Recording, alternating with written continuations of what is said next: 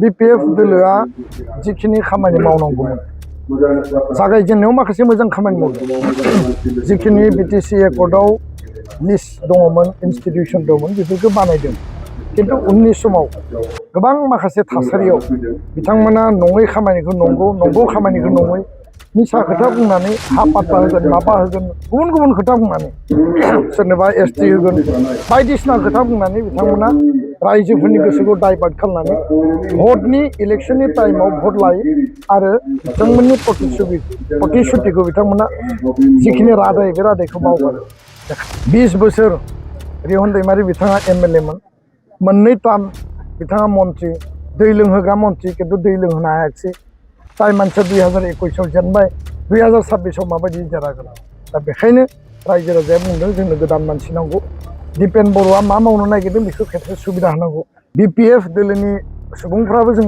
जगाजग जादों कानेक्सनाव फैदों अपेनलि हायाखै इन्टारनेलि बुंदों जे जोङो रिहन सारजों गैया बेखायनो गैया जे बिथाङा डेपुटि चिफ जाखाबाय बिथाङा MLA जाबावोबा डेपुटि चिफआ दाननाय थांगोन बेखायनो बिथाङा डेपुटि चिफ जानानै थानांगौ सासे मानसियानो मोननै पद लानाया थिग नङा दा बिसायख'थिनि जे मोनसे फोसावदिंनाय हाबाफारि दुलाराय बर' फरायसा आफादाव गोलाव सम आं हाबा मावदोंमोन खेबथाम 6 बोसोरनि थाखाय आं एबसुनि आफादगिरि हिसाबै हाबा मावनो खाबु मोनदोंमोन दिनैनिफ्राय 16 डेज आङो गोदानै पार्टियाव जइन जानाया आरो जइन जाग्रोमोनना UPPL पार्टिया आंनो उदालगुरि विधानसभा समस्तियाव टिकेट होदों आरो बे टिकेट होनाय बायदियैनो रायजो राजानि खाथियाव थांनानै रायजो राजानि आशीर्बाद मदद बिथांमोननि हेफाजाबखौ आं नागिरदों जे बुंदों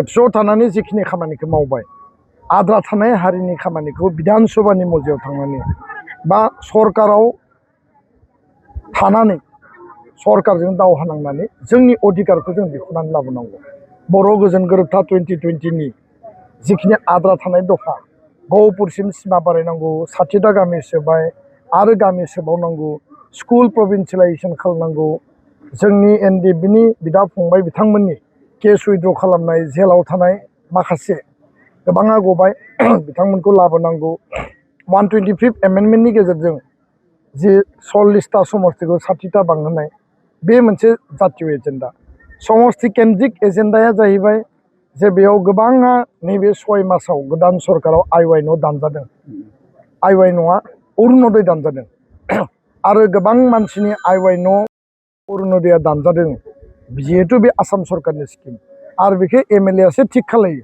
उदालगुरि विधानसभा समस्तियाव जिखिनि IY माने अरुणोदय न' दानजादों बेखौ गोदानै अरुणोदय आसनि होफिननो थाखाय अरुणोदय स्किमखौ गोदानै लिस्ट खालामफिननो थाखाय देरहाखांनायनि उनाव 100% खामानि मावगोन आरो बेखौ बिख'नानै लाबोनाया आंनि डिउटि जोंनि पार्टी UPPL दोलो आरो बे आंनिबो कमिटमेन्ट जे उदालगुरियाव 2027आव 2027 सनाव मेडिकेल कलेज आरो हस्पिटाल गायसनगोन अलरेडि बियो दाबि खालामनानै दोननाय दङ उदालगुरि कलेजखौ उदालगुरि इउनिभार्सिटि बानायगोन जोंनि गथ' गथाया फरायनांगौ मेडिकेल कलेजाव ट्रिटमेन्ट लागोन फरायगोन हरिसिंगायाव पलिटेकनिक जोंनि एकर्ड बायदियै आम्बागाव नार्सिं कलेज जोंनि गथ' गथायफ्रा नार्सिं फरायनांगौ नलखामरायाव इन्जिनियारिं कलेज NIT बानायनांगौ ट्राइबेल इउनिभार्सिटि केम्पास बानायनांगौ स्टुडेन्टनि भबिष्यत यां जेनेरेशननि भबिष्यत बिसोरनि साख्रि बाख्रि मोननांगौ हायार इडुकेसन लानांगौ बे गासै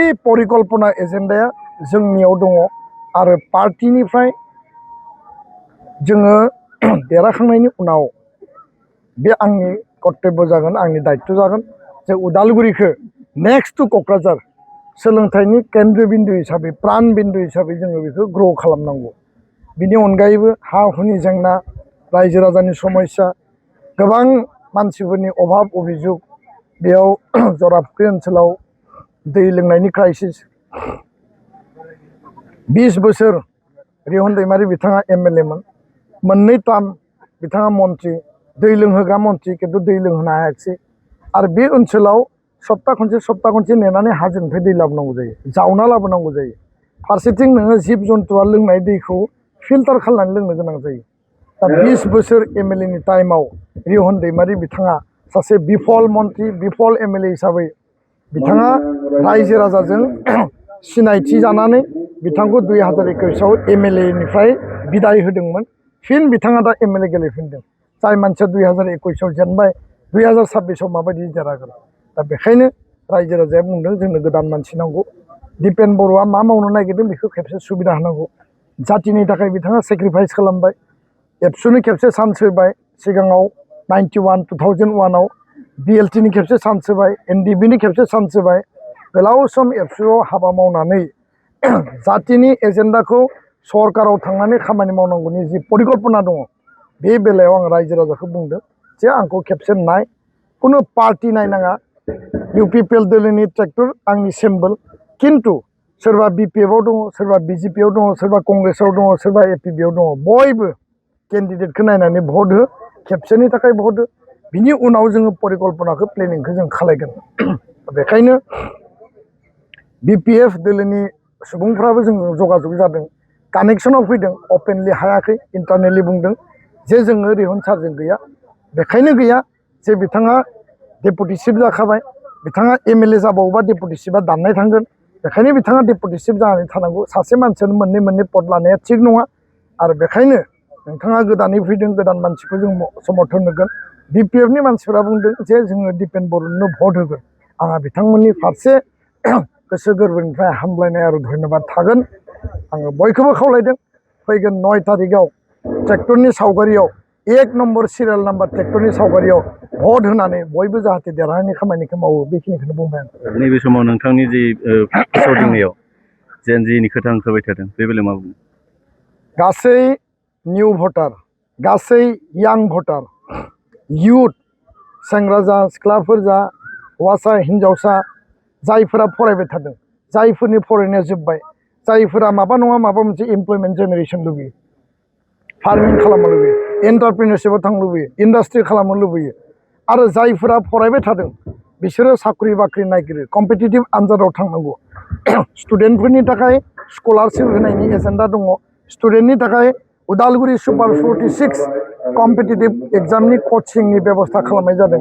बेखायनो हल अफ दा जेनजि उदालगुरि बिधान सभा समस्तिनि 5000 यां भटार, निउ भटार, एभ्रि कमिउनिटि जों कानेक्ट जादों। बिथांमोना बुंदों जेन जेट स्टेन्डस फर दिपेन बर' होननानै मोनसे स्ल'गान हेशटेग खालामनानै लन्च खालामदों। बिथांमोननि फारसे धन्यबाद। बयबो यां आरो निउ लिडारशिपखौ नागिरो आरो बिनि थाखाय आं बयखौबो खावलायबाय नोंथांमोना आंनि सायाव बिसास लाखि। आं नोंथांमोननि जिखिनि मावनांगौ दङ बे मावनांगौनि थाखाय आं गोथौ परिश्रम खालामनानै हाबा मावलांगोन। दुलाराय बर' फरायसा आफादाव जेब्ला नोंथाङा खामानि मावना दंमोन बै समाव दा दिनैसिमावलागै BPF सरकारा 6 दान जाना थांगासिनो BPF खुंथायाव। नोंथाङा बै समनिफ्राय आरो दा नैबे पार्टियाव फैबाय। बेवहाय नोंथांनि मोन्दांथिया माबायदि बिथांमोननि खामानि मावनाय, बिथांमोननि खुंथायाव? BPF दोलोआ जिखिनि खामानि मावनांगौमोन जागायजेननायाव माखासे मोजां खामानि मावदों। जिखिनि BTC एकर्डआव लिस्ट दङमोन, इन्स्टिटिउसन दङमोन, बेफोरखौ बानायदों। किन्तु उननि समाव गोबां माखासे थासारियाव बिथांमोना नङै खामानिखौ नंगौ, नंगौ खामानिखौ नङै, मिसा खोथा बुंनानै हा पाट्टा होगोन, माबा होगोन, गुबुन गुबुन खोथा बुंनानै सोरनोबा ST होगोन, बायदिसिना खोथा बुंनानै बिथांमोना रायजोफोरनि गोसोखौ डाइभार्ट खालामनानै भटनि इलेक्सननि टाइमाव भट लायो आरो बिथांमोननि प्रतिश्रुतिखौ बिथांमोना जिखिनि रादाय बे रादायखौ मावगारो। बेखायनो फार्स्ट एन्ड फरमस्टआ जाबाय एसेम्ब्लिखौ देरहानांगौ। बिनि उनाव जि परिकल्पना दङ बेखौ लांनांगौ। बिथांमोना मा मावबाय थादों, बिथांमोननि मावनाया मोजां जादोंबा रायजोफ्रा गनायगोन, मावनाया मोजां जायाखैबा रायजोफ्रा रिजेक्ट खालायगोन। बेखायनो फैबाय थानाय समाव जोंनि परिकल्पनाया जागोन जातीय स्वार्थ, ओनसोलनि स्वार्थ आरो बड'लेण्डनि स्वार्थनि थाखाय जोङो खामानि मावनांगौ। 125 एमेन्डमेन्ट बिल सायाव मा बुङो? 125 एमेन्डमेन्ट बिलआ पास जागोन। बेयो 10टा 6 सिडुलनि बिल आरो बेखायनो 10टा 6 सिडुलाव त्रिपुरायाव प्रब्लेम दङ, मेघालयआव प्रब्लेम दङ, मिज'रामाव प्रब्लेम दङ। बे प्रब्लेम थानाय जायगाखौ नेनानै जों मा जानो? बेखायनो जों बुंदों जोंहा मानसि थैदों, शहिद जादों।